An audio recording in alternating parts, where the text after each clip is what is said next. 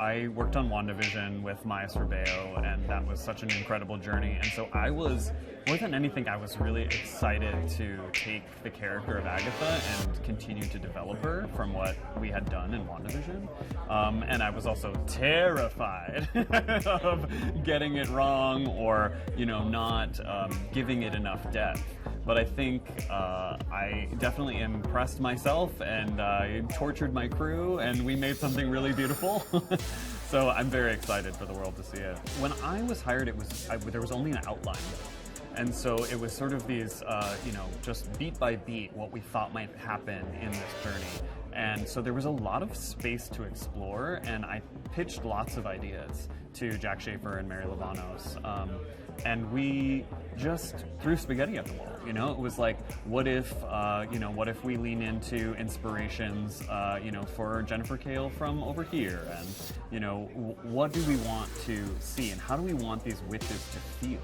Was really where we created from. We meet each of these witches in real life, and they are real people in the world, and so we got to pull inspiration from pop culture, from modern product lines and things like that. For Jennifer Kale, there was lots of rock and roll references. For Alice Wu Gulliver, for Agatha, she's sort of undefinable and timeless, and she is everything and everyone, and she's done it all. So I really love to go back in time and pull from different fashion periods, particularly the 30s and the 40s for her, inspiring her coat. I mean, it was real magical chaos.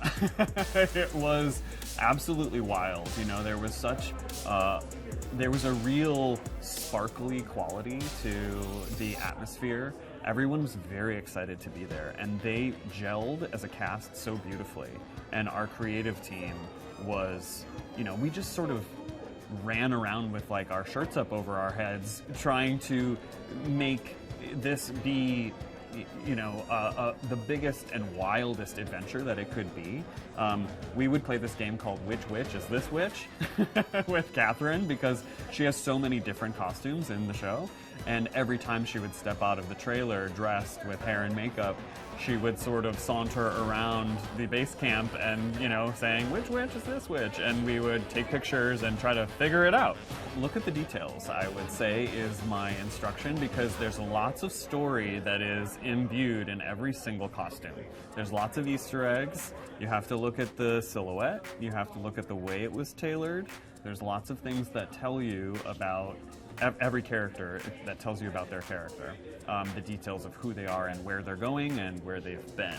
So get into the nitty-gritty. So there's lots of embroidery, which is important because embroidery is a handicraft. It's something that was done by women, by witches, sort of putting story and actually working ritual into the garments. So look at the embroidery, look at the doodles on the teen's jeans, look at the symbols that are knit into his sweater, look at the embroidery on Lilia Calderou's collar. It tells a story.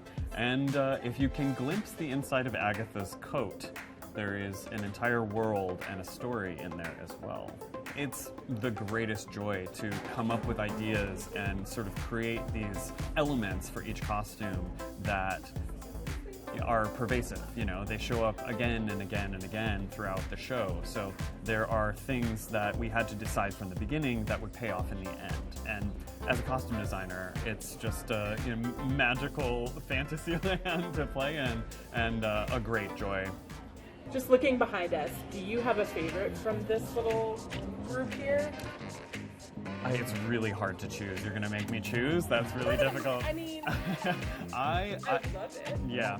I think in this lineup, Rio Vidal, her coat, really was a journey unto itself to figure out how to make something that looks like it's the growing forest floor, look beautiful, fit a body, and be made out of something that could last and be durable for filming. And so I think that one was one of my favorites for sure. Alice's character, there's a lot of generational story in this. She comes from a line of witches who sort of have a little bit of a dark, edgy story, and there was something that needed to be. I wanted her to feel like she was protecting herself by putting off a vibe, and so we actually pulled the color of her sleeves and the shoulders of her coat from a poisoned frog that telegraphs to the rest of the animal kingdom that they are dangerous and they shouldn't be messed with. And so we sort of lifted that and created that ombre and printed that fabric and made that so that it was like a little bit of a subconscious feeling of that this person is trying to keep you, make you look at her, but also say, stay away. Want more entertainment news? Follow On the Red Carpet on social and subscribe on YouTube.